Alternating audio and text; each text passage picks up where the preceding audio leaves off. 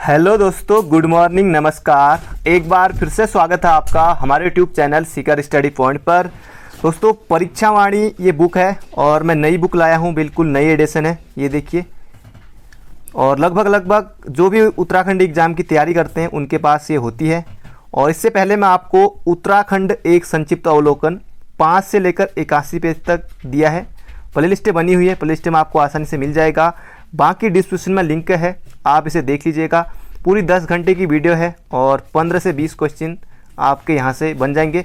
बाकी आपकी समझ विकसित हो जाएगी, जो लोग नए हैं, कि आपको क्या क्या पढ़ना है, बुक के अंदर क्या क्या है। तो इसे आप ज़रूर देखिएगा और लाइक इसे ज़रूर करना आपको, और शेयर भी हो सके तो ज़रूर कीजिएगा। दोस्तों, 10 घंटे हैं और 10 घंटे सिर्फ बोला ही है, बाकी बहुत कुछ मेहनत लगती है।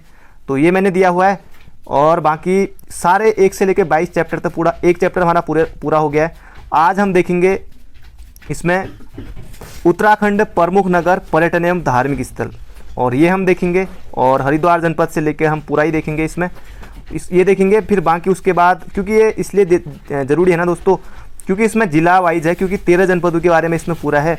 और आपको थोड़ा किस जनपद में क्या क्या है, थोड़ा इस तरह का मोटा मोटा आपको अंदाज़ा हो जाएगा जो लोग नए हैं। बाकी जो लोग अनुभवी हैं उनके लिए तो कहीं से शुरू कर दो, उनके लिए कोई दिक्कत नहीं है, कहीं से आगे पीछे उठा के। और बाकी जो लोग नए हैं तो उनके लिए बहुत ज़्यादा ज़रूरी है। बाकी उसके बाद क्रम से चलेंगे। बाकी आज हम देखेंगे इसको अध्याय नंबर 9, 164 पेज से लेकर 194 पेज तक। और बाकी ये वाला दे दिया। बाकी फिर अध्याय 2 से फिर यहीं से चलेंगे क्रम से।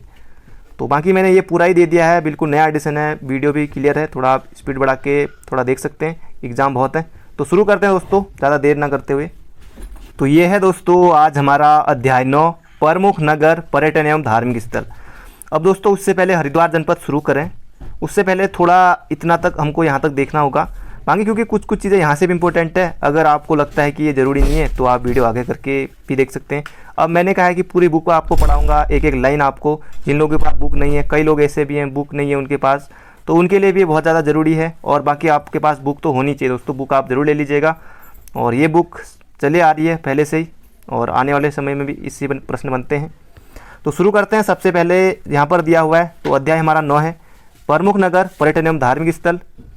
उत्तराखंड प्राकृतिक एवं धार्मिक, थोड़ा सा मैं जूम कर लेता हूँ इसको, ताकि प्राकृतिक एवं धार्मिक पर्यटन स्थलों की दृष्टि से उत्तराखंड एक समृद्ध राज्य है। बिल्कुल सही बात है। पर्यटन राज्य के आय तथा रोजगार का एक प्रमुख साधन बनता जा रहा है, ये भी सभी को पता है।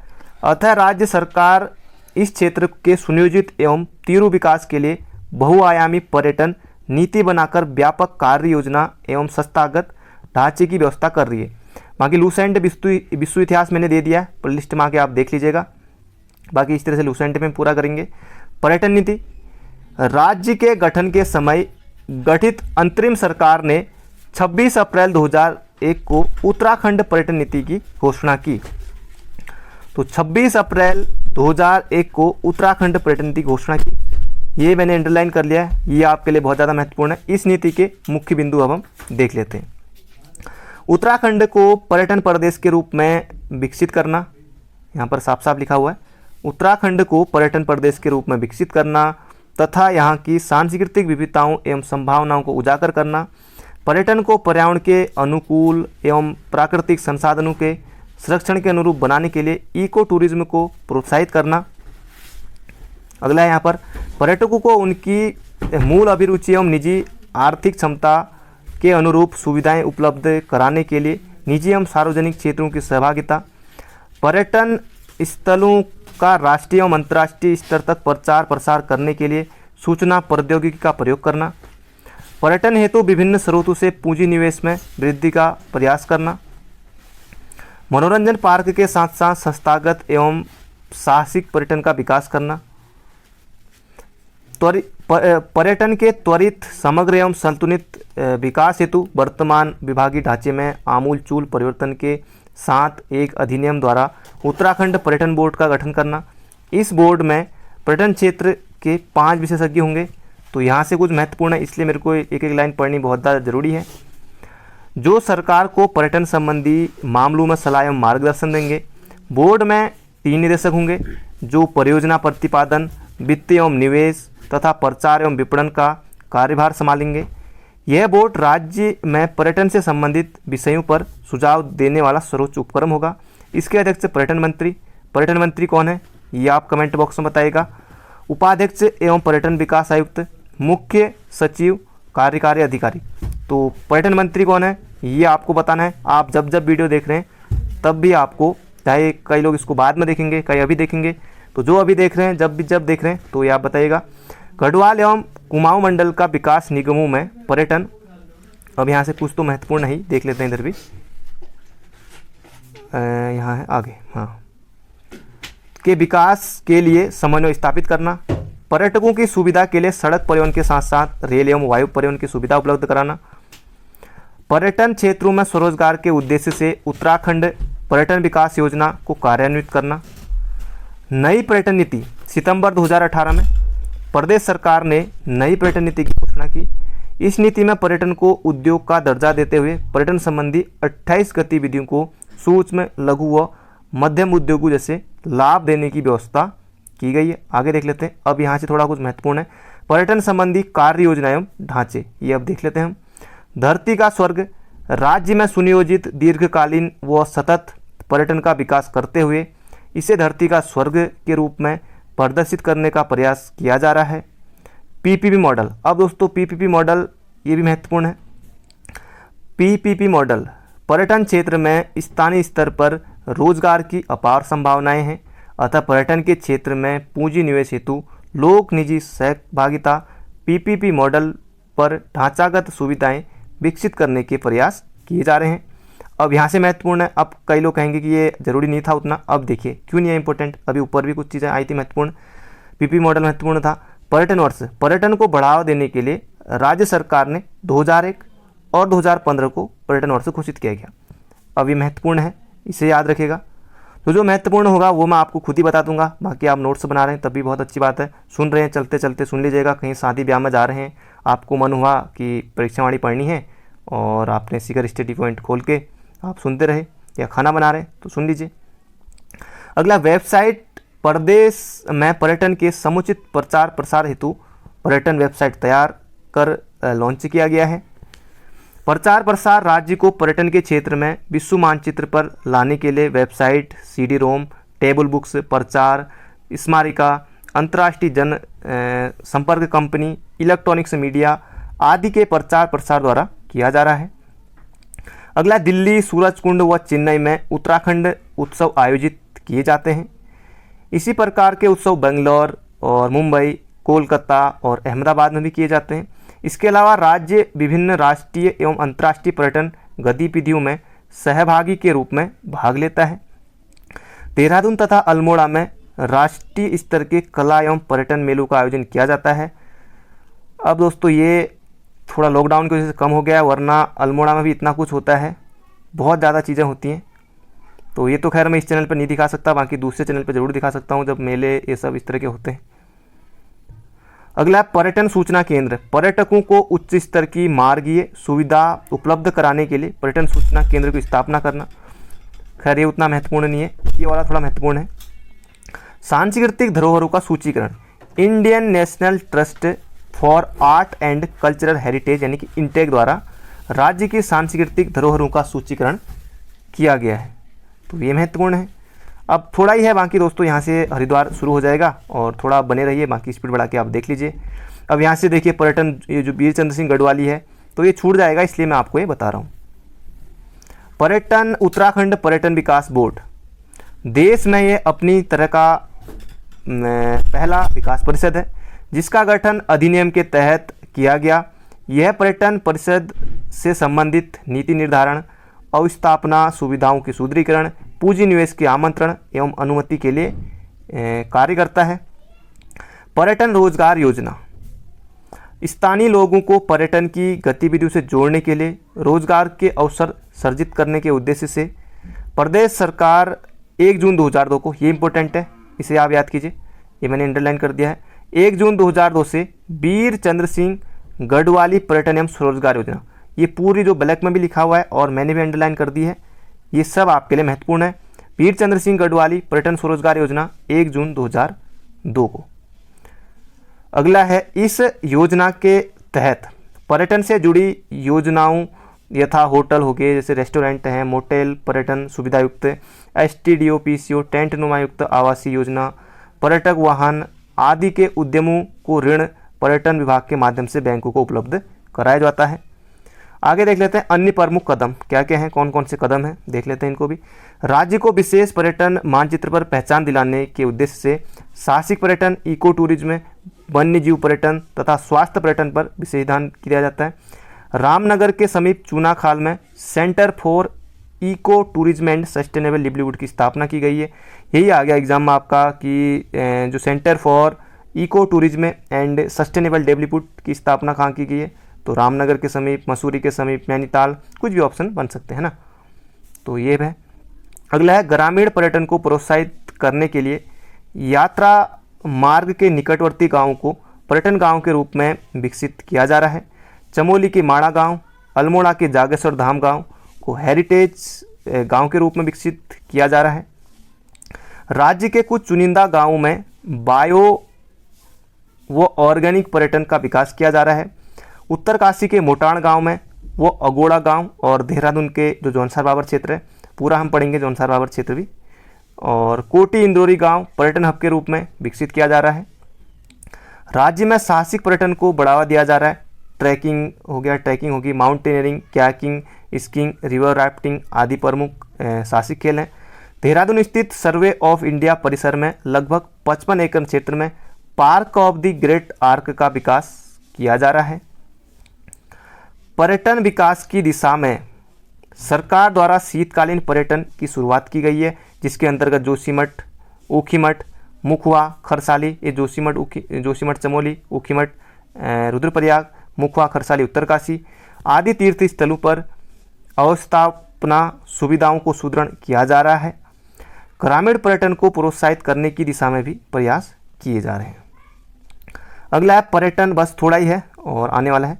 पर्यटन सर्किटों के विकास एवं चारधाम यात्रा मार्ग में अपनी अवस्थापना सुविधाएं विकसित की जा रही हैं।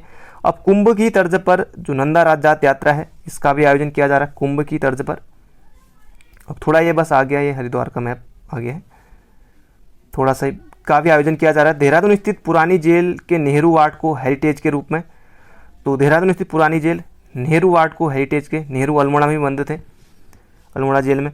देहरादून में राष्ट्रीय स्तर के होटल मैनेजमेंट, अब देहरादून में राष्ट्रीय स्तर, क्योंकि राष्ट्रीय स्तर है, बाकी अल्मोड़ा में मिल जाएगा यहाँ पर है, और देहरादून और अल्मोड़ा में राज्य स्तरीय होटल मैनेजमेंट संस्थानों का सुदृढ़ीकरण व उच्चीकरण किया जा रहा है। तो अल्मोड़ा में भी है और देहरादून में भी है। तो अब आपका इंतजार खत्म हो गया दोस्तों, शुरू कर लेते हैं। राज्य के प्रमुख नगर, ऐतिहासिक, धार्मिक एवं पर्यटन स्थल। बाकी इसमें दोस्तों मैं कौन कौन से तहसील हैं वो उस वीडियो में बता चुका हूँ, जो पूरे 10 घंटे की मेरा था ना, डिस्क्रिप्शन में लिंक है। बाकी हरिद्वार जनपद है, राजाजी नेशनल पार्क, देहरादून, और बाकी यहाँ पर देखिए गढ़वाल है, हरिद्वार, ये सब ज्वालापुर, ये बाकी हरिद्वार के बारे में थोड़ा मैप में दिया हुआ है। तो अब शुरू करते हैं हम यहाँ से। ये है मेन बात। हरिद्वार गढ़वाल क्षेत्र का अति विशिष्ट नगर है, ठीक है, जो कि शिवालिक श्रेणी के बिल्ब और नील पर्वतों के मध्य, ये इंपॉर्टेंट है, बिल्ब और नील पर्वतों के मध्य गंगा के दाहिने तट पर स्थित है। सब महत्वपूर्ण है दोस्तों, एक एक लाइन सुनते चलना। अगर आपको 10 बार में भी याद ना हो, कई लोगों को 2-3 बार में याद हो जाएगा, कई लोगों को 1-2 बार में, अगर याद ना हो, अगर आप ज़्यादा ही कमज़ोर हैं, जो लोग नए हैं, तो 50 बार भी आपको वीडियो देखना पड़े तो आप देखिएगा, क्योंकि ऐसा तो है नहीं कि मैं कुछ आपको और चीज़ दे रहा हूँ। तो परीक्षावाणी बुक है जो लाइन बाय लाइन है, वो आपको बता रहा हूँ बस। यहीं से गंगा मैदान में उतरती है। ब्राइटनेस कम हो गया। जिले के रूप में इसका गठन, अब ये इंपॉर्टेंट है, हरिद्वार जिला कब बना? 28 दिसंबर 1988 को किया गया, है ना, ये याद रखिएगा। 28 दिसंबर 1988 को। 1988 से लेकर राज्य के गठन तक कब? 9 नवंबर 2000 को हमारा राज्य बना था। सहारनपुर मंडल में था, लेकिन राज्य गठन के बाद इसे गढ़वाल मंडल का एक जिला बना दिया गया। पुराणों तथा संस्कृत साहित्य में अब हरिद्वार के नाम आएंगे। गंगा द्वार कहा जाता है हरिद्वार को, देवताओं का द्वार, तीर्थ स्थलों का प्रवेश द्वार, 4 धामों का द्वार, स्वर्ग द्वार, मायापुरी या माया क्षेत्र आदि नामों से अभिहित किया गया है। शिव के उपासक केदारनाथ की यात्रा पर जाते हैं, इसे शिव से जोड़ते हुए हरिद्वार, और वैष्णव मत वाले यात्री हरिद्वार। तो यहाँ लिखा होगा हरिद्वार, ये देखिए। और जो बद्रीनाथ की यात्रा पर जाते हैं वो हरिद्वार कहते हैं।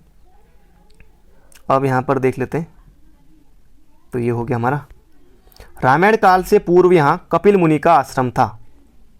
रामायण काल से पूर्व यहाँ कपिल मुनि का आश्रम था, जिसमें सूर्यवंशी राजा सगर के अश्वमेध यज्ञ घोड़े को इंद्र ने चुपके से बांध दिया था। घोड़े को खोजते हुए 60,000 सगर पुत्र आश्रम में पहुंचकर कपिल मुनि को अपशब्द कहे और मुनि के शाप से भस्म हो गए। अब दोस्तों, जिस समय जो श्री कृष्ण आता था, रामायण आता था, मैं भी बहुत बार देखता था, तो आपने भी देखा होगा उस समय, और लगभग सभी ने देखा होगा, ऐसा है नहीं। कालांतर में तो उस समय देखा होगा इस तरह के जो शाप भी देते थे। तो कालांतर में सगर के वंशज भगीरथ ने तपस्या कर पृथ्वी पर गंगा का अवतरण कराया और इधर से गंगा को गुजारकर अपने पूर्वजों का उद्धार कराया। कपिल मुनि के नाम पर हरिद्वार को कपिला भी कहा गया है। प्राचीन इतिहासकार के अनुसार इस क्षेत्र का वन खांडव वन नाम से प्रसिद्ध था, जिसमें पांडव अपने अज्ञातवास के दौरान छिप कर रहे थे। तो पांडव भी रहे थे हरिद्वार में। धृतराष्ट्र, गांधारी तथा विदुर ने अपना शरीर यहीं त्यागा था, और विदुर ने मैत्रेय ऋषि को महाभारत कथा हरिद्वार में सुनाई थी। सप्त ऋषियों द्वारा इस स्थान पर तप करने के कारण यहाँ गंगा को 7 धाराओं में होकर बहना पड़ा था। इतिहासकारों ने इसे, यानी किसे, हरिद्वार को, आ सकता है कि इतिहास किस नगर को गेरुए मृत भांड संस्कृति वाला नगर कहा जाता है, तो हरिद्वार को, जिसका काल ईसा पूर्व 1200 से 1700 वर्ष के मध्य ठहरता है। अगला है, जैन ग्रंथों के अनुसार 1000 वर्ष पूर्व प्रथम जैन तीर्थंकर कौन थे, तो भगवान आदिनाथ थे। एक प्रश्न आपका ये बन गया है। और किस जैन तीर्थंकर ने हरिद्वार में तपस्या की थी, तो प्रथम 3 तीर्थंकर भगवान आदिनाथ ने मायापुरी हरिद्वार क्षेत्र में तपस्या की थी। ये महत्वपूर्ण है। आज से लगभग 2056 वर्ष पूर्व उज्जैन के राजा विक्रमादित्य के बड़े भाई राजा भरतहरि ने हरिद्वार के शिवालिक श्रेणी पर तपस्या की और 2 महान ग्रंथों, तो ये राजा भरतहरि ने नीति शतक और वैराग्य शतक की रचना की। सब महत्वपूर्ण है। नीति शतक और जो वैराग्य शतक है, इनकी रचना की राजा भरतहरि ने। राजा विक्रमादित्य ने भाई की याद में यहाँ गंगा पर पौड़ियों, यानी कि जो पौड़ियाँ होती हैं उनका मतलब है जो सीढ़ियाँ हैं, का निर्माण कराया था। और मैं भी दोस्तों जब भी मतलब हरिद्वार गया था एक टाइम, मतलब कि जुलाई के समय में, एक आध साल पहले, तो मैं भी 3 घंटे तक नहाने में ही था। मतलब कि अलग ही मज़ा आता है हरिद्वार में। और जिसे भरतहरि की पैड़ी, और कई लोग इसको पौड़ी कहते हैं, पौड़ी नहीं है दोस्तों, पौड़ी तो खैर जनपद है ना, तो भरतहरि की पैड़ी कहा जाता था। कालांतर में यही हर की पैड़ी हो गया, और कई लोग हर की पौड़ी लगे रहते हैं, हर की पैड़ी है। विक्रमादित्य ने यहाँ एक भवन भी बनवाया था, जो भग्नावशेषों के रूप में डाट वाली हवेली के नाम से आज भी प्रसिद्ध है। तो आप बताइएगा कि डाट काली मंदिर कहाँ है, ये अलग क्वेश्चन है। ये डाट वाली हवेली तो ये हमने यहाँ देखना है। तो आप बताइएगा कि डाट काली मंदिर उत्तराखंड में कहाँ पर है, ताकि मुझे पता लगे कि कौन कौन लोग वीडियो देख रहा है। तो डाट काली मंदिर आप बताइएगा। चीनी यात्री हेनसांग सन 634 में हरिद्वार आया था। उसने इस नगर को मोयुलो तथा गंगा को महाभद्रा कहा, और कनिंघम मोयुलो का अर्थ ये मयूरपुर से लगाते हैं। सब महत्वपूर्ण है। गंगा को महाभद्रा कहा, 634 में हरिद्वार आया, और मोयुलो कहा इसने, है ना। अगला है 1399 में, कहीं पर आपको 1398 में मिलेगा। 1399 में तैमूरलंग भी यहाँ आया था। उसका इतिहासकार सरुद्दीन, ये इंपॉर्टेंट है, हरिद्वार को कायोपिल या कुपिला कहा, जो कनिंघम के अनुसार कोहपोरी है। कोह का अर्थ होता है पहाड़। सरुद्दीन ने यहाँ गंगा के किनारे विष्णु के बताए जाने वाले चरण चिन्ह भी देखे। अब बताओ, सरुद्दीन ने यहाँ, इसको भी पता होगा कि विष्णु के चिन्ह भी यहाँ इसने देखे होंगे सरुद्दीन ने। अकबर काल के इतिहासकार अबुल फजल, जिसने की आईन अकबरी, तो एक प्रश्न तो ये बन गया कि जो आईन अकबरी है ये किसने लिखी है, तो अबुल फजल ने। मैं लिखता है कि माया ही हरिद्वार के नाम से जानी जाती रही है। यह भी लिखता है कि अकबर के रसोई घर में गंगा जल ही प्रयुक्त होता था। अकबर भी वैसे गंगा जल पीता होगा, गंगा जल प्रयुक्त होता होगा यहाँ सब कुछ कार्यों के लिए। तो यह जल हरिद्वार से अकबर बड़े बड़े घड़ों में मंगाया करता था। अकबर सेनापति मान सिंह, अकबर ने जो ये सेनापति है मान सिंह, इसको राजा की उपाधि दी थी। कहीं पर राजा मान सिंह मिलेगा आपको। मान सिंह ने हरिद्वार में हर की पैड़ी का जीर्णोद्धार, देखते हैं क्या है, हर की पैड़ी का जीर्णोद्धार कराया था। हाँ मैं सही था, जीर्णोद्धार कराया था। और प्राचीन नगर के खंडहरों पर आधुनिक हरिद्वार की नींव भी रखी थी। उसने पुराने संकरे घाट को बनवाया और गंगा की धारा के मध्य एक अष्टकोणीय स्तंभ बनाकर साधना स्थल के रूप में प्रयोग करने के लिए किसी साधु को ताम्रपत्र लिखकर दान दे दिया। यह स्तंभ आज भी विद्यमान है। 1608 में जहांगीर के शासनकाल में पहला यूरोपियन यात्री टॉम कराइट, याद रखिएगा महत्वपूर्ण है। 1608 में जहांगीर के शासनकाल में पहला यूरोपियन यात्री टॉम कराइट हरिद्वार आया था और उसने हरिद्वार को शिव की राजधानी कहा। स्वयं जहांगीर 1620 में कुछ दिनों के लिए हरिद्वार आकर रहा था। अगला रामानंद। तो रामानंद ये कबीर के गुरु थे। 1400 से 1470 आगमन के पश्चात रामावत संप्रदाय और वैष्णव लहर ने हरिद्वार को हिंदू एवं प्रमुख तीर्थ स्थल के रूप में प्रतिष्ठा दिलाई। हरिद्वार गोरखों के शासनकाल में जो हरिद्वार है वो दासों के बिक्री का केंद्र बन गया था। और आपको यकीन नहीं होगा दोस्तों, दास वहाँ 1, 2 रुपये, 5 रुपये इतने में बेचे जाते थे। कभी 10 रुपये, किसी के मतलब ज़्यादा, इतने मतलब सस्ते 1-2 रुपये बेचा जाता था। अगला अलेक्जेंडर कनिंगम, जो ब्रिटिश सरकार द्वारा संचालित आर्कियोलॉजिकल सर्वे ऑफ इंडिया के डायरेक्टर जनरल थे, ने 1862 से 1865 के बीच यहाँ पुरातात्विक सर्वेक्षण किया। उनकी रपट के अनुसार हरिद्वार में गंगा द्वार, हर की पैड़ी, माया देवी मंदिर, भैरव मंदिर, नारायण बली मंदिर और राजावेन का किला। तो ये भी आ सकता है नारायण बली मंदिर कहाँ है, राजावेन किला कहाँ है, तो हरिद्वार में, याद रखिएगा। तब के प्रमुख स्थल थे उस समय के ही। और कनिंगम को यहाँ श्रवणनाथ मंदिर में बोधि वृक्ष के नीचे समाधि स्थल से बुद्ध की प्रतिमा मिली थी। तो ये भी याद रखिएगा, कनिंगम को हरिद्वार में श्रवणनाथ मंदिर में बोधि वृक्ष के नीचे जो बुद्ध की प्रतिमा मिली थी। अंग्रेजों ने हरिद्वार को महत्व के देखते हुए विकास पर विशेष ध्यान दिया, जो गंगा नहर है ये सब बनाई। महात्मा गांधी 1915 और 1927 में हरिद्वार की यात्रा पर आए थे। अब है दोस्तों यहाँ के प्रमुख धार्मिक एवं दर्शन स्थल, यानी कि यहाँ, यानी कि कहाँ, हरिद्वार हम पढ़ रहे हैं। बाकी और सभी 12 ज़िले हम देखेंगे। और वीडियो को लाइक आप ज़रूर कर दीजिए, हो सके तो शेयर भी ज़रूर कीजिएगा। अब दोस्तों ये सारे पढ़ने ज़रूरी हैं। इनमें से इस तरह से भी आ सकता है कि कौन सा इनमें से सुमेलित नहीं है, तो इन्हें हम देख लेते हैं।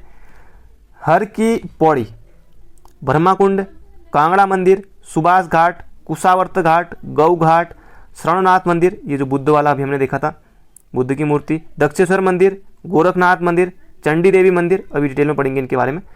प्राचीन गंगा नीलधारा, महामाया देवी मंदिर, श्री मनसा देवी मंदिर, भीमगोड़ा कुंड, जयराम आश्रम, भारत माता मंदिर, मदर इंडिया मंदिर, सप्तऋषि आश्रम, विष्णुचरण पादुका मंदिर, श्री गंगा मंदिर। मानसिंह ने, मानसिंह कौन था, अभी हमने देखा था ना, जो अकबर का सेनापति था। अठखंबा मंदिर, गंगाधर महादेव मंदिर या गंगा भागीरथ मंदिर, गायत्री मंदिर शांति कुंज में, अभी शांति कुंज के बारे में डिटेल में पढ़ेंगे। नीलेश्वर महादेव, श्री विष्णु नारायण मंदिर, यहाँ के मंदिर प्रमुख है। अब देख लेते हैं यहाँ काची कामकोटी पीठ के जगत गुरु शंकराचार्य जयेंद्र सरस्वती, ये आदि गुरु शंकराचार्य नहीं है, जयेंद्र सरस्वती द्वारा दक्षिण शैली का मकर वाहिनी का एक भव्य मंदिर है। तो ये आ सकता है कि मकर वाहिनी गंगा मंदिर कहाँ है, और हरिद्वार में, और दक्षिण शैली में है। इस मंदिर में काले पत्थर की प्रतिमा है। पौराणिक ग्रंथों में यहाँ जिन 5 तीर्थों को महत्वपूर्ण बताया गया है वे हैं। अब हरिद्वार के पंचपुरी हम देख लेते हैं। ये जो 5 तीर्थ हैं हरिद्वार की पंचपुरी इनको कहा जाता है। हर की पैड़ी, कुशावर्त घाट, नील पर्वत, कनखल और बिल्व पर्वत। अब सबसे पहले बात करते हैं हर की पैड़ी ब्रह्माकुंड की। सर्वप्रथम यहाँ का पवित्र घाट राजा विक्रमादित्य ने अपने भाई भरथरी की स्मृति में बनवाया था। अकबर के सेनापति राजा मानसिंह ने हर की पैड़ी का नए सिरे से निर्माण किया था। यह पवित्र स्नान घाट ब्रह्मा कुंड के रूप में भी जाना जाता है। ऐसी मान्यता है कि यहाँ स्नान करने से मोक्ष की प्राप्ति होती है। गौ घाट, अब गौ घाट है, गौ घाट के बारे में देख लेते हैं क्या है। ब्रह्मा कुंड के दक्षिण में स्थित इस घाट पर स्नान करने से मनुष्य गौ हत्या के पाप से मुक्ति पा जाता है। कुशावर्त घाट गौ घाट के समीप ही है। यहाँ पर दत्तात्रेय ऋषि ने एक पैर पर खड़े होकर घोर तपस्या की थी, घोर तपस्या। गंगा के प्रभाव में उनके कुश आदि बह गए थे। उनके कुपित होने पर गंगा ने उन्हें वापस किया और इस स्थान का नाम कुशावर्त घाट पड़ा। और इस घाट का निर्माण महारानी अहिल्याबाई ने कराया था। किसने कराया था? अहिल्याबाई ने। और यहाँ श्राद्ध कर्म एवं पिंडदान किया जाता है। कहाँ? जो कुशावर्त घाट है, यहाँ कुशावर्त घाट में। अगला है माया देवी मंदिर, सब महत्वपूर्ण है दोस्तों। यह मंदिर देवी के 51 सिद्धपीठों में से एक है। यह मंदिर हरिद्वार रेलवे स्टेशन से मात्र 2 किलोमीटर दूरी पर नगरों के बीच में स्थित है। माया देवी हरिद्वार की अधिष्ठात्री देवी हैं। हरिद्वार की अधिष्ठात्री देवी कौन है? माया देवी है। माया देवी का मंदिर मायापुर अर्थात हरिद्वार का प्राचीनतम मंदिर है। पर दोस्तों इतनी बार मैं भी हरिद्वार गया हूँ, लेकिन यहाँ कभी गया नहीं, लेकिन अगली बार समूहों में निकलने के बाद जरूर जाऊँगा। मनसा देवी मंदिर हरिद्वार में शिवालिक पर्वत श्रृंखला के बिल्व शिखर पर, जो कि नगर के पश्चिम में स्थित है, तो यहीं पर यह मंदिर स्थित है। ब्रह्मा के मन से उत्पन्न जतकारु ऋषि की पत्नी सर्परागी देवी माँ मनसा की यहाँ 3 मुख 5 भुजाओं वाली अष्टनाग वाहनी मूर्ति स्थापित है। और यहाँ रोपवे या फिर रज्जू मार्ग जो है, रोपवे तो पैदल मार्ग से भी यहाँ जा सकते हैं। अगला चंडी देवी मंदिर, पौड़ी में है चंडी देवी मंदिर, क्योंकि सीमा भी लगती है तो वहीं से पौड़ी में है, हरिद्वार में ही है। तो जहाँ मनसा देवी मंदिर हो वहीं चंडी का होना भी अनिवार्य होता है। हरिद्वार के पूर्वी छोर पर शिवालिक के नील शिखर पर चंडी देवी का मंदिर स्थित है। यहाँ भी रोपवे व पैदल मार्ग से जाया जा सकता है, तो यहाँ भी आप जा सकते हैं। अगला बिल्केश्वर महादेव मंदिर, शिव के प्रमुख स्थानों में एक बिल्केश्वर महादेव का मंदिर बिल्व पर्वत की तलहटी में स्थित है। कहा जाता है कि पार्वती ने यहाँ पर शिव को पाने के लिए घोर तपस्या की थी। उनकी तपस्या से प्रसन्न होकर भगवान शिव ने यहीं उन्हें दर्शन दिया था, पार्वती माता को। अगला है भीमगोड़ा, अभी हमने देखा था भीमगोड़ा, जो कि पांडव के काल में क्या था? दासों का बिक्री का केंद्र था, गोरखों के काल में। भीमगोड़ा कुंड पांडव काल का बताया जाता है और यह कुंड भीम के घोड़े की टाप से बना हुआ कहा जाता है। अब है यहाँ पर सप्तऋषि आश्रम के बारे में थोड़ा देख लेते हैं। सप्तऋषि आश्रम कहा जाता है कि जब गंगा पृथ्वी पर उतरी तो हरिद्वार के निकट सप्तऋषियों के आश्रम को देखकर रुक गई और यह निर्णय नहीं कर पाई कि किस ऋषि के आश्रम के सामने से होकर प्रवाहित हो, क्योंकि प्रश्न सभी ऋषि के सम्मान का था और एवं उनके को भोजन बनने का भय भी था। तब गंगा को देवताओं ने 7 धाराओं में होकर विभक्त होने को कहा और गंगा 7 धाराओं में विभक्त होकर भई, अतः इस क्षेत्र को सप्त सरोवर या फिर सप्तऋषि नाम से विख्यात हुआ और आज यहाँ सप्तऋषि आश्रम है। अभी मैंने कहा था कि आपसे हम शांति कुंज के बारे में पढ़ेंगे और शांति कुंज आ गया है। शांति कुंज आचार्य परवर श्री पंडित श्री राम शर्मा, ये याद रखिए, शांति कुंज पंडित श्री राम शर्मा के संरक्षण में। शांति कुंज संस्थान की स्थापना, ये याद रखना आपको, 1971 श्री राम शर्मा। इस संस्थान में नित्य गायत्री यज्ञ व साधना होती है। आज यह स्थान गायत्री तीर्थ के रूप में प्रतिष्ठित है। अब है कनखल, यह हरिद्वार के दक्षिण में स्थित एक उपनगर है। दक्षिण में स्थित हरिद्वार में ये स्थित है, देखते हैं इसे, थोड़ा है ये दोस्तों, ज़्यादा नहीं है। पौराणिक काल में यह नगर शिव जी के ससुर दक्ष प्रजापति की राजधानी थी। इसी नगर में दक्ष द्वारा आयोजित यज्ञ में शिव का कोई स्थान न देखकर उनकी पत्नी सती ने वर्तमान सती कुंड नामक स्थान पर योगाग्नि से अपने शरीर को जला दिया था। सनत कुमारों को यहीं पर सिद्धि मिली थी। तो सनत कुमारों को किसी में मैंने भी सुना था, कहीं तो याद नहीं आ रहा अभी। सनत कुमारों को सिद्धि यहीं मिली थी। कालिदास के मेघदूत में इस नगर का वर्णन है। तो मैंने जब मैं आपके लिए हर रोज़ जो शाम को सीरीज लाता हूँ 30 महत्वपूर्ण प्रश्नों की, उसे भी आप जरूर देखा कि करेगा। तो उसमें मैंने बताया था कि जो कालिदास के जो मेघदूत हैं उसमें कनखल का वर्णन मिलता है। अगला देख लेते हैं यहाँ पर दक्षेश्वर महादेव, तिलाभड़ेश्वर महादेव, नारायणी शिला, महाविद्या मंदिर, शमशान मंदिर, रामेश्वर महादेव, महिषासुर मर्दनी आदि प्रमुख मंदिर हैं। तो नारायणी जो शिला है ये महत्वपूर्ण है। शमशान मंदिर ये आ सकता है, महाविद्या मंदिर, दक्षेश्वर महादेव, तिलाभड़ेश्वर महादेव, बाकी ये 2-3 तो कुछ महत्वपूर्ण है ही है। अब है रुड़की है। बाकी मैं इसके फिर आपके लिए जैसे हमारे ज़िले कंप्लीट हो जाएंगे पूरे, और उसके बाद फिर मैं आपके लिए जो वन लाइनर के रूप में और फिर इस तरह से एमसीक्यू के रूप में भी देखेंगे, अलग अलग तरह से हम देखते रहेंगे। रुड़की हरिद्वार का यह उपनगर गंगा नहर के दोनों ओर सोनाली नदी, ये याद रखिएगा, सोनाली नदी के दक्षिण ओर स्थित है। इस नगर का विकास तब होना आरंभ हुआ जब ऊपरी गंगा नहर का निर्माण कार्य शुरू हुआ। इस नहर की परिकल्पना तत्कालीन गवर्नर थॉमसन ने की थी तथा इसका निर्माण कर्नल पीबी कोटले के नेतृत्व में किया गया। इसके निर्माण में 1847 में रुड़की में स्थापित एशिया के प्रथम engineering college Thomson college of civil engineering का महत्वपूर्ण तकनीकी सहयोग रहा। यह कॉलेज आज आईआईटी दर्जा प्राप्त है और 7वां आईआईटी का दर्जा प्राप्त है।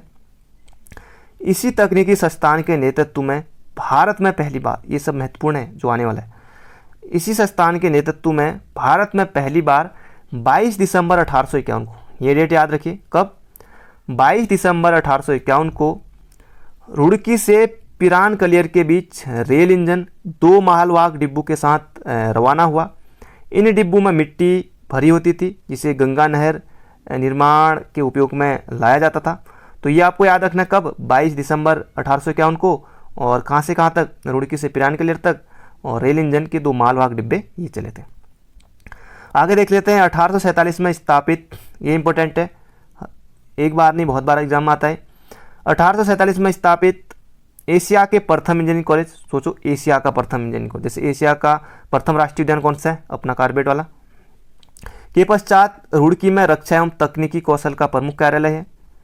बंगाल इंजीनियर ग्रुप एवं केंद्रीय भवन अनुसंधान, ये रुड़की में आपको मिलेगा। राष्ट्रीय जल विज्ञान संस्थान, ये रुड़की में है।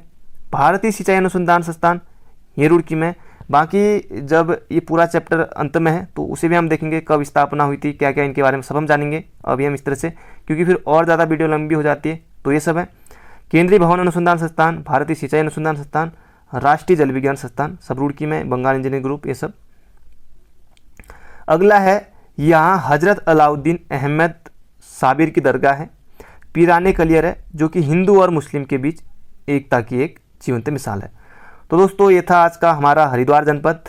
बाकी कल को देखेंगे देहरादून के बारे में, और इसी तरह से हम 13 दिन में 13 जिलों को पूरा देखेंगे, और उसके बाद पूरा इसका एक सेपरेट वीडियो आपके लिए अलग से वो भी आ जाएगा। बाकी मिलते हैं बहुत जल्दी। वीडियो को लाइक करके जरूर जाएगा, चैनल पर नए हो तो चैनल को सब्सक्राइब जरूर कीजिएगा। बाकी मिलते हैं बहुत जल्दी। Thank you friend, thank you so much.